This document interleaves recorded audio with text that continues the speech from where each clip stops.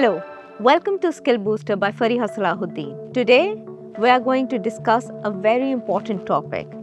How do we build stronger relationships, both in our personal and professional life? This topic, I believe, is extremely important these days because the way our life has evolved. There are distractions, we are spending a lot more time virtually than in person. Therefore, how we develop stronger bond, both in our personal and professional life, is extremely important. And maybe we need to learn or relearn some new techniques. There are two thought leaders that I follow on Instagram. One is Esther Perel. She is a psychotherapist. She revolutionized how we think about relationships in the modern world. The other thought leader, Barbara Corcoran. She built her empire, real estate empire in New York from scratch. And if you study these ladies, their life choices, and both the professional and personal success, you will learn very quickly that they know how to build relationships and how to sustain them. So let's get started. In order for us to build strong relationships, particularly in our personal life, the most critical part is how we develop intimacy. And here, I'm not talking about romantic intimacy, which may have a place, but that's not how we define our relationship. The core of intimacy lies in how vulnerable we can be with the other individual. Because the more vulnerable we can be, it implies that it's a safe place for us. We are not being judged, we can be ourselves. And if we can establish this with another person, then we have a very strong bond. And it's the same principle that we apply in our work setting. It's about how do we build trust? Can we share information easily? Is there transparency that exists? And there's no hidden agenda. And once we establish that, it's so easy to work with each other and great ideas happen. So intimacy and building trust, they are the core for any relationship. Now, one has to be smart here because one, you don't become intimate in the first setting or you don't develop trust just in one meeting.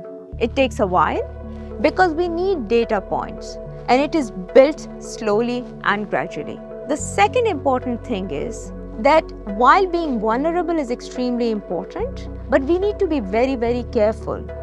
We can't be vulnerable with everyone because we need to understand others' motivation. So finding those individuals who to get vulnerable, how much to share is also an important aspect of developing relationships. Because sometimes I feel people who like to overshare, they share a lot. And then when they are not reciprocated, they feel hurt. They feel that the other person doesn't trust them. Therefore, it is highly recommended you build vulnerability, you build trust, but in relationships that matter and relationships that you want to nurture. The second dimension of building a stronger bond, both in our personal and professional life, is how much freedom we give to the other party. And again, freedom means that the other person is free to exercise their choices in life.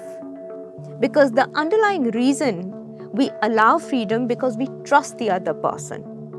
Therefore, trust again plays an important role.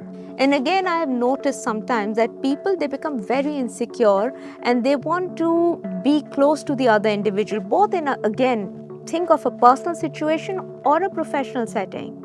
So think of a boss who micromanages you. Or think of a relationship where you want to know 24/7 what the other person is doing. Because deep down you're scared. You're scared that the person will leave you. However, a healthy relationship is based on freedom. Everyone should have a choice and everyone should have a space to grow. Once we are given that freedom, that's where we grow individually. And it also gives us that confidence that we can hold on to ourselves by ourselves. We don't need others. It's good to have others, it's good to have that relationship, but we can manage ourselves on our own. And that's a great booster to our confidence. The third dimension is about connection. Now it is the opposite of freedom, Because freedom is all about letting the other person go, giving them empowerment, giving them choices. Connection is just the opposite. But again, connection doesn't mean that you're holding on to the other person too tight, or you're meeting every day and you feel, oh, there's a connection growing.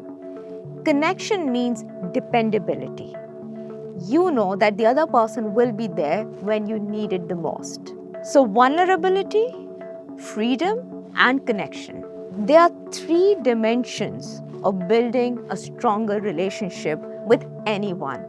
And once we understand the dynamics, once we are able to establish these dimensions, we have a long-lasting relationship, both in our personal and professional setting.